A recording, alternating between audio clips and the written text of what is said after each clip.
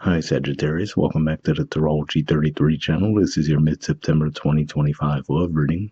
Thank you to those of you who have liked, viewed, shared, and subscribed to the channel. I appreciate all of that. For those of you new to the channel, as far as the way in front of us, it's what I call the bridge and the gap spread. And the way it works is we'll look at the past, present, future energies between you and your main love interest. Then we'll pull oracle cards to help with the bridge and the gap dynamic. As far as the decks being used, on the left side we have the Lover's Path Tarot, on the right side we have the Romantic Tarot. And also keep in mind it's a general reading, so all I'm going to refer to the cards on the left is the energy and the cards on the right is the other person's. If you feel like it's a way around in your situation, then definitely trust that. Alright, so with all that out of the way, we'll get started. Past energy on your side, we have the Ace of Arrows. So to me this says that you guys more than likely had an epiphany around this situation with this person recently. Might have been maybe around one of the recent full moons, especially if we just had an eclipse recently. But either way, looks like you guys definitely had some kind of an epiphany when it came to this connection in the past. Alright, past energy on their side, we have the Seven of Swords.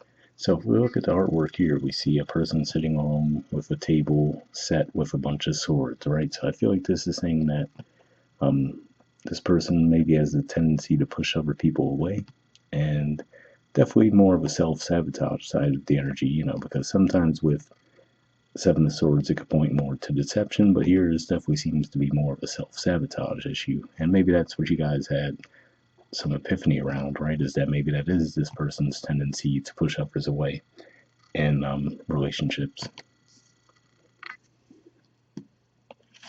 All right, present energy on your side, we have love. So this is the equivalent of the Lovers in traditional tarot, which is the major arcana card for Gemini. So that is your house of relationships. So it could just be saying that now in the present, you might actually be feeling a lot more strongly as far as seeing potential for this connection to get off the ground.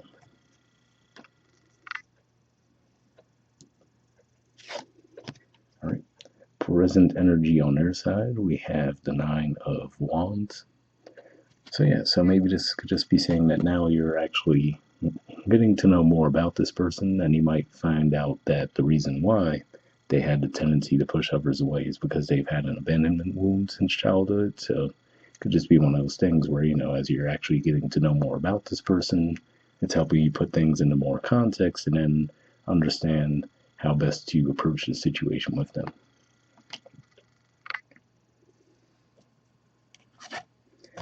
All right, future energy on your side, we have the Four of Arrows. So this is actually Libra energy here, and it does tend to point to an energy of healing, especially after heartbreak. So, for example, this comes after the Three of Arrows or Three of Swords energy.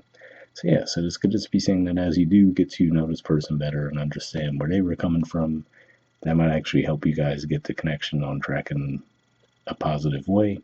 And it could just be saying that you might feel like you've ultimately reached that point as we get toward the end of Libra season in October.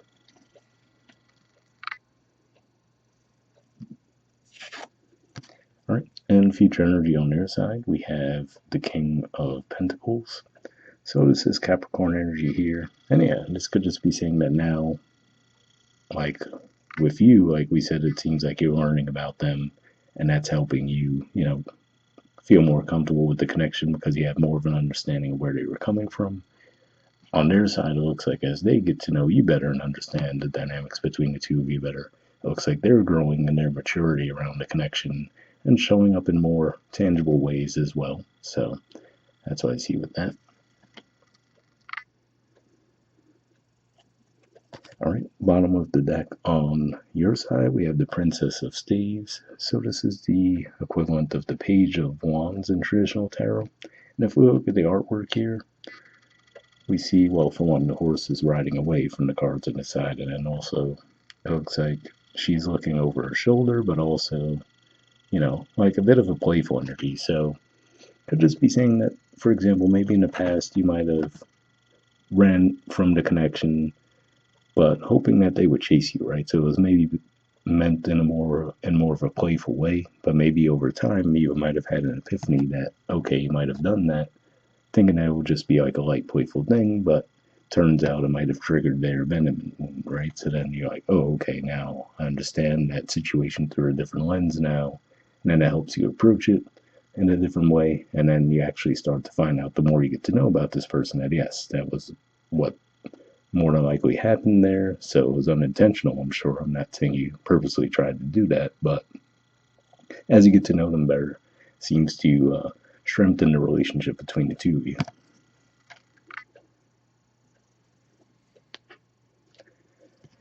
All right, bottom of the deck on their side, we have the Queen of Swords. So yeah, so it could just be saying that maybe this person just tends to overthink a lot. So, it's just one of those things where if there's some doubt, like we said, for example, if you ran from the connection trying to do it in a more playful way or just hoping to see if they would chase you, it could just be one of those things where for them it just makes them overthink. They might assume the worst, things along those lines there, which don't get me wrong, that's not your responsibility to carry that. But like I said, it seems like once the two of you seem to clear the air, it looks like they will show up in a much more stable, secure, mature way. So that's positive there. But we'll see what the Oracle cards add to the mix. First, we'll see what we get from the Messages of Love Oracle card deck. I'll give this a few shuffles.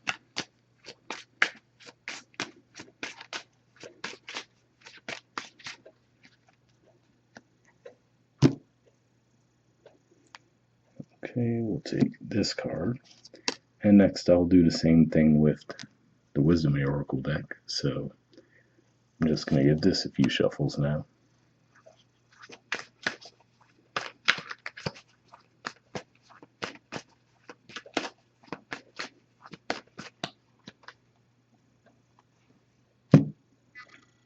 All right, and we'll take this card, get this out of the way, and we'll take a look at the Messages of Love card first.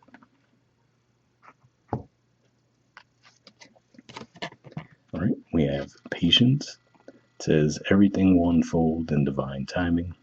So yeah, the patience definitely makes sense, right? Because like we said, it seemed like you're learning more about this person and why things might not have worked out in the past, and then figuring out, okay, can we make it work?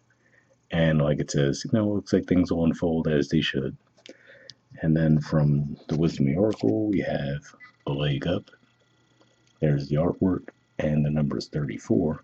Let's see what this has to say.